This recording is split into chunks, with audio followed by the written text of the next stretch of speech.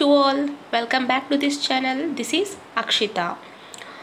ఈ వీడియోలో నేను మీకు 9th class physics chapter 6 what is inside the ఆటంలో థర్డ్ పార్ట్ ఎక్స్ప్లెయిన్ చేయబోతున్నా. యాక్చువల్లీ పార్ట్ 1 అండ్ 2లో ఆటమ్స్ అండ్ మాలిక్యూల్స్ గురించి డిస్కస్ చేసుకున్నాం. ఓకే, అగైన్ ఆటమ్స్లో వచ్చేసి సబ్ అటామిక్ పార్టికల్స్ ఉంటాయి, వాటినే మనం ఎలక్ట్రాన్స్, ప్రోటాన్స్, న్యూట్రాన్స్ అంటామని చెప్పాం. ఓకే, అండ్ అదేవిధంగా థామ్సన్స్ అటామిక్ మోడల్ గురించి అంటే స్ట్రక్చర్ ఆఫ్ ఆటమ్ గురించి తెలుసుకున్నాం. అందులో థామ్సన్ అనేటువంటి ఒక సైంటిస్ట్ ఒక మోడల్ని ప్రపోజ్ చేశాడు. ఈ మోడల్ని ఎవరు మోడిఫై చేశారు అంటే థామ్సన్ స్టూడెంట్స్ ఉంటారు కదా, అతని స్టూడెంట్స్లో ఒక వ్యక్తి దాన్ని మాడిఫై చేయడం జరిగింది. ఆ వ్యక్తి పేరు రూథర్ఫర్డ్ అనమాట. ఓకే, దెన్ అండ్ ఈ అటామిక్ మోడల్ అంటే Thomsons atomic model just like a water melon అని చెప్పుకోవచ్చు. అంటే రెడ్ పార్ట్ అంతా కూడా ప్రోటాన్ గాను, బ్లాక్ సీడ్స్ ఉంటాయి కదా వాటర్ మిలన్లో, ఆ బ్లాక్ సీడ్స్ అంతా కూడా ఎలక్ట్రాన్స్ గాను మోడల్ని ఎక్స్ప్లెయిన్ చేయడం జరిగింది. And now this is the continuation video.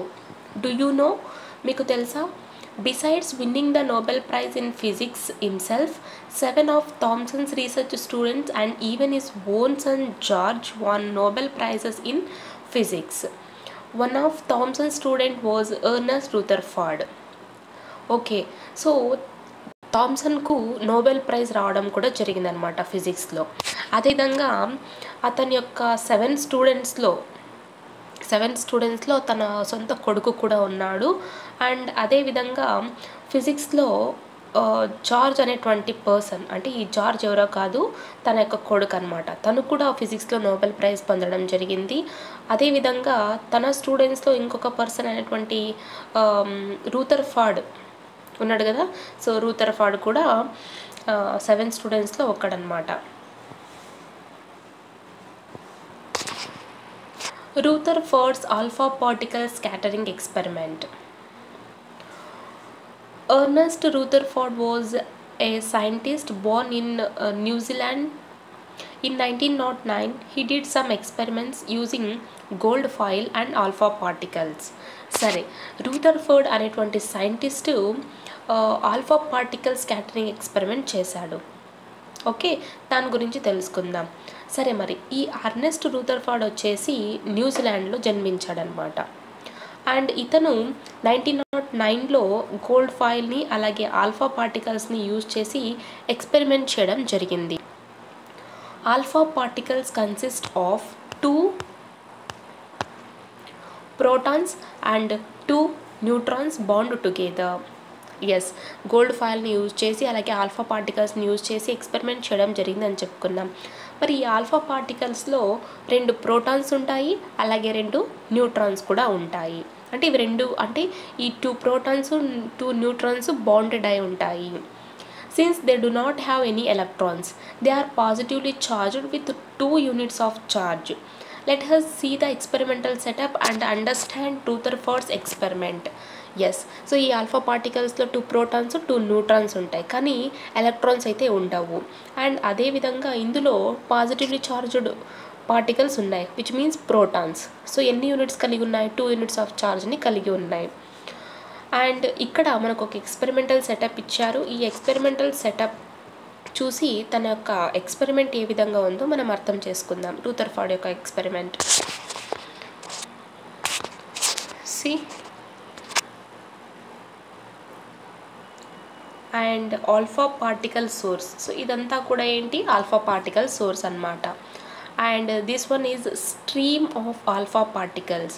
So alpha particles అన్నీ వెళ్ళాలి కదా, that is the way to go alpha particles అనమాట.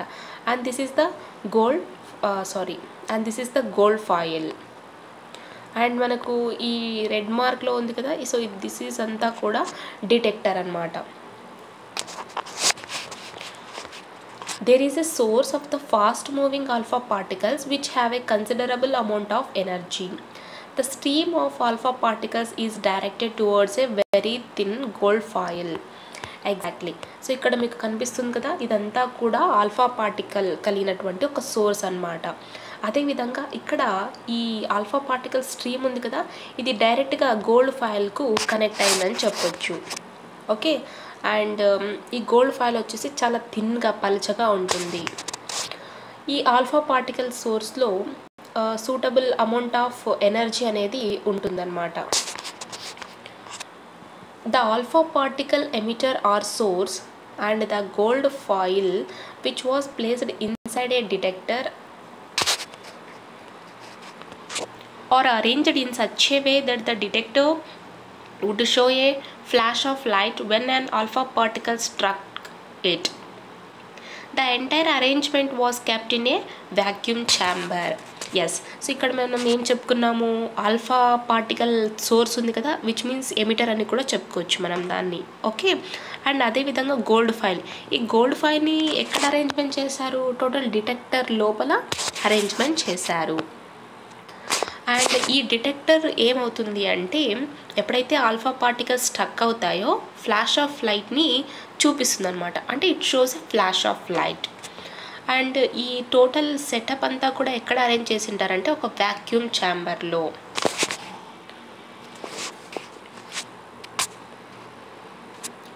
Think of Thomson's model of the atom. When the alpha particle hit the foil, Rutherford expected that they all would be deflected only a little bit by the positive charge spread evenly throughout the gold atoms. He did not expect to see large deflections. So Thomsons model ఏం చెప్పుకున్నాం, just like a water melon. Okay. So అక్కడ protons and electrons ఉంటాయని చెప్పుకున్నాం. Okay. సరే, మరి ఇక్కడ ఎప్పుడైతే ఈ ఆల్ఫా పార్టికల్స్ ఫాయిల్ని హిట్ చేస్తాయో ఇక్కడ రూథర్ఫర్డ్ వచ్చేసి ఏమనుకున్నాడు అంటే జస్ట్ పాజిటివ్ చార్జ్ పార్టికల్స్ ద్వారా డిఫెక్ట్ అవుతుంది అని అనుకున్నాడు. బట్ అంటే ఈ గోల్డ్ ఆటమ్స్ ఉంటాయి కదా, ఈ గోల్డ్ ఆటమ్స్ వల్ల టోటల్ పాజిటివ్లీ చార్జ్డ్ పార్టికల్స్ అన్నీ కూడా డిఫెక్ట్ అవుతాయి వాటి ద్వారా అని చెప్పి తను ఎక్స్పెక్ట్ చేశాడనమాట. కానీ ఇక్కడ ఎటువంటి లార్జ్ డిఫ్లెక్షన్స్ని చూస్తామని ఈ did not expect. Okay.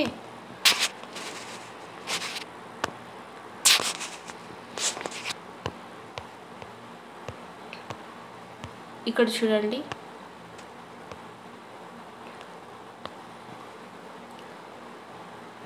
So ఇవి ఆల్ఫా పార్టికల్స్ అన్నీ కూడా ఏమవుతున్నాయి, ఈ గోల్డ్ ఫాయిల్ని హిట్ అవుతున్నాయి.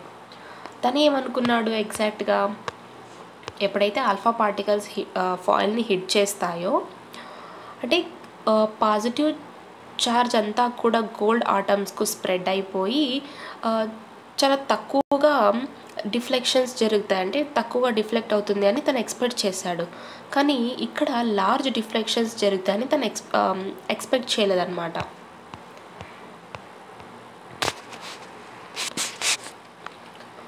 But it was found that most of the alpha particles passed straight through the atoms without any deflection. Only very few particles were deflected through large angles and very small number of particles were reflected right back as shown in figure 4. So ఎప్పుడైతే alpha particles స్ట్రైట్గా gold ఆటమ్స్కు hit అవుతాయో అంటే ఇక్కడ స్ట్రైట్గా కొన్ని lines ఉన్నాయి చూడండి. So ఈ విధంగా హిట్ అవుతాయో అవి స్ట్రైట్గా వాటిని హిట్ చేశాయి. కేవలం కొన్ని మాత్రమే రిఫ్లెక్టెడ్ అయ్యి బ్యాక్ సైడ్కు డిఫ్లెక్ట్ అయినాయి అన్నమాట. ఓకే. అంటే కొన్ని మాత్రమే లార్జ్ యాంగిల్స్లో డిఫ్లెక్ట్ అవడం చూసాము. అవి డిఫ్లెక్ట్ అయ్యి రిఫ్లెక్టెడ్ అంటే రైట్ బ్యాక్ రిఫ్లెక్ట్ అయినాయి. Do you know on average for every 12,000 alpha particles that were fired at the gold foil during Rutherford's famous experiment, only one was reflected back. సరే, Rutherford famous ఎక్స్పెరిమెంట్లో ఏం జరిగింది అంటే ప్రతి 12,000 alpha particles gold foil వద్ద hit చేసినప్పుడు like fire చేసినప్పుడు కేవలం ఒకటి మాత్రమే బ్యాక్ రిఫ్లెక్ట్ అయిందనమాట. ఓకే. సో ఇది యావరేజ్గా జరిగినటువంటి ఎక్స్పెరిమెంట్లో చెప్తున్నారు. Let us try to understand the results of Rutherford's experiment. So ఇదంతా మనకు కొంచెం లిటిల్ కన్ఫ్యూజన్ ఉన్నప్పటికీ కూడా ఇంకా క్లియర్గా అర్థం చేసుకుందాం. అంటే దాని యొక్క రిజల్ట్ ఏమైందో తెలుసుకుందాం. Suppose you throw a small stone at a solid wall in a horizontal direction, it will not go through. But if you throw stones through a fence of considerably big gaps, lots of them would pass through the gaps. Exactly ఏం చెప్తున్నారంటే, suppose horizontal డైరెక్షన్లో ఒక solid వాల్కు మనం ఒక రాయిని విసిరామనుకోండి, అది ఆ wall లోపలికి వెళ్ళదు, అంటే వాల్ ద్వారా అయితే వెళ్ళదు. బట్ ఎప్పుడైతే ఆ వాల్స్కు కంచులు ఉంటాయి కదా, పెద్ద పెద్ద గ్యాప్స్ ఉంటాయి కదా, ఆ పెద్ద పెద్ద గ్యాప్స్ నుండి మనం స్టోన్స్ని విసిరామనుకోండి, ఆ గ్యాప్స్ ద్వారా అవి అటువైపుకు పాస్ అయ్యేటువంటి ఛాన్సెస్ ఉన్నాయి అని చెప్తున్నారు.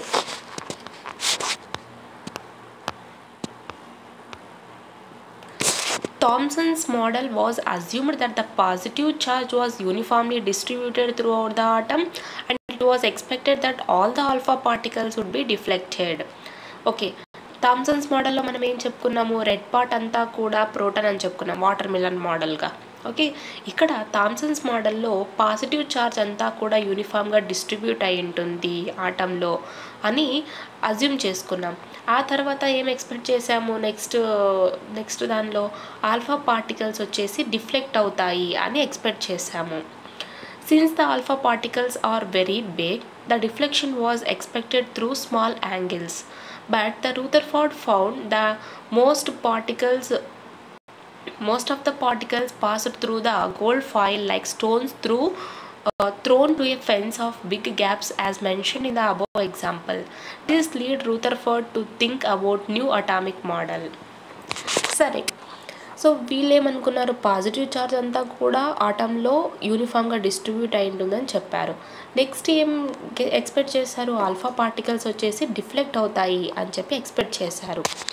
అయినప్పటికీ కూడా ఆల్ఫా పార్టికల్స్ ఏమో చాలా బిగ్, ఇక్కడ వీళ్ళు చిన్న చిన్న యాంగిల్స్ ద్వారా డిఫ్లెక్షన్ అవుతాయని ఎక్స్పెక్ట్ చేశారు. కానీ నిజానికి రూథర్ఫర్డ్ కనుక్కున్నది ఏంటి, చాలా వరకు పార్టికల్స్ని మనం గోల్డ్ ఫాయిల్కు పాస్ చేసామనుకోండి, అంటే ఎలా అయితే గ్యాప్స్ ఉన్నటువంటి వాల్ మధ్యలో మనం రాళ్ళు విసిరితే అవి ఎలా అయితే పక్కకు వెళ్తాయో, అదేవిధంగా చాలా వరకు పార్టికల్స్ని మనం గోల్డ్ ఫాయిల్కు పాస్ చేసినట్టయితే సో అవి అటువైపుకి ఎలా అయితే వెళ్తాయో ఆ ఎక్స్పెరిమెంట్గా తను గెస్ చేశాడు. సో ఈ విధంగా తను చేయడం వల్ల న్యూ అటామిక్ మోడల్ గురించి థింక్ చేయడం జరిగిందనమాట. Rutherford concluded from the alpha particle scattering experiment. So Rutherford వచ్చేసి ఆల్ఫా పార్టికల్స్ స్కాటరింగ్ ఎక్స్పెరిమెంట్ నుంచి తను ఒక కన్క్లూజన్కి వచ్చారు. ఏంటి ఆ కన్క్లూజన్స్ అంటే, most of the space inside the atom is empty because most of the alpha particles passed through the gold foil were deflected to a large extent as shown in figure 4. సరే, so ఇతని యొక్క conclusions ఏంటి అంటే, ఆటంలో చాలా వరకు space ఉంటుంది కదా, so ఆ చాలా వరకు స్పేస్ ఎంటీగా ఉంటుంది. ఎందుకంటే ఆల్ఫా పార్టికల్స్ అన్నీ కూడా గోల్డ్ ఫాయిల్లోకి పాస్ అవుతున్నాయి కాబట్టి. సో ఈ గోల్డ్ ఫాయిల్లోకి పాస్ అవుతున్నాయి కాబట్టి లార్జ్ ఎక్స్టెంట్లో డిఫ్లెక్ట్ అవుతుంది అని చెప్తున్నాడు. A very small fraction of alpha particles that were deflected right back indicated that they had met a very large positive charge and mass which repelled the charge on the alpha particles. So all the positive charge must be concentrated in a very small space within the atom. ఇక అదేవిధంగా ఈ alpha particles యొక్క small fraction కూడా help అవుతుందని చెప్తున్నాను. అంటే ఏ విధంగా అంటే, ఈ ఆటమ్స్ యొక్క ఫ్రాక్షన్ ఏ విధంగా డిఫ్లెక్ట్ అవుతుందంటే రైట్ బ్యాక్ రిఫ్లెక్ట్ అవుతుందని చెప్పాం కదా, అంటే ఇవి అక్కడ ఉన్నటువంటి లార్జ్ పాజిటివ్ ఛార్జ్తో మీట్ అవ్వడం వల్ల రిఫ్లెక్ట్ బ్యాక్ అయినాయి అని చెప్తున్నాడు. అదేవిధంగా ఆల్ఫా పార్టికల్ మీద ఉన్నటువంటి ఛార్జ్ వచ్చేసి ఆల్ఫా పార్టికల్ మీద ఛార్జ్ ఉంటుంది కదా, అదేవిధంగా మాస్ కూడా ఉంటుంది కదా, మరి వీటి యొక్క మాస్ వచ్చేసి ఈ ఆల్ఫా పార్టికల్ ఛార్జ్ని రెపెల్ అంటే వికర్షించుకునేలా చేస్తున్నాయి. So all the positive charge must be concentrated in a very small space with in the atom. So ఇక్కడ ఉన్నటువంటి పాజిటివ్ ఛార్జ్ పార్టికల్స్ అన్నీ కూడా దేని మీద కాన్సన్ట్రేట్ చేస్తున్నాయి? ఆటంలో ఉన్నటువంటి స్పేస్ ఉంటుంది కదా, ఆ స్పేస్లోకి ఎంటర్ అవడానికి ట్రై చేస్తున్నాయి అన్నమాట. On the basis of his experiment, Rutherford put forward the nuclear model of an atom, which had the following features. So ఈ ఎక్స్పెరిమెంట్ని బేస్ చేసుకొని రూథర్ఫోర్డ్ ఫర్దర్గా కొన్ని ఎక్స్పెరిమెంట్స్ చేశాడనమాట. అందులో నెక్స్ట్ మోడల్ వచ్చేసి nuclear model of an atom. So ఈ ఆటంలో ఈ మోడల్లో ఎటువంటి ఫీచర్స్ ఉన్నాయో చూద్దాం. All the positively charged material in an atom formed a small dense center called the nucleus of the atom. The electrons were not a part of nucleus. సరే, ఇక్కడ ఆటంలో ఉన్నటువంటి positively charged material అంతా కూడా కలిసి ఒక డెన్స్గా form అవుతాయి అన్నమాట. అంటే సెంటర్లో దాన్నే మనం న్యూక్లియస్ అని చెప్తున్నాం, లైక్ దిస్. ఓకే, సో న్యూక్లియస్గా ఫామ్ అవుతున్నాయి. కానీ ఎలక్ట్రాన్స్ ఉన్నాయి కదా, ఈ ఎలక్ట్రాన్స్ మాత్రం ఈ న్యూక్లియస్లో ఉండవు. అంటే ఆ న్యూక్లియస్లో ఎటువంటి పార్ట్ కలిగి ఉండవు అని అర్థం. జస్ట్ లైక్ అవుట్ సైడ్ ఉంటాయని చెప్పుకోవచ్చు. He also proposed that the negatively charged electrons revolve around the nucleus in well-defined orbits. Rutherford's model is sometimes referred to as the planetary model because the motion of electrons around the nucleus resembles the motion of planets around the sun. ఇక అదేవిధంగా positively charged material అంతా కూడా సెంటర్లో, atom యొక్క సెంటర్లో form అయి ఉంటుంది. దాన్నే మనం న్యూక్లియస్ అని చెప్తున్నాం. కానీ న్యూక్లియస్ లోపల ఎలక్ట్రాన్స్ ఉండవు. మరి ఈ పాజిటివ్లీ చార్జ్డ్ ఎలక్ట్రాన్స్ న్యూక్లియస్ చుట్టూ తిరుగుతూ ఉంటాయి. అంటే వాటి యొక్క కక్షంలో, అంటే వెల్ డిఫైన్డ్ ఆర్బిట్స్లో తిరుగుతూ ఉంటాయి అని చెప్పి ప్రపోజ్ చేయడం జరిగింది.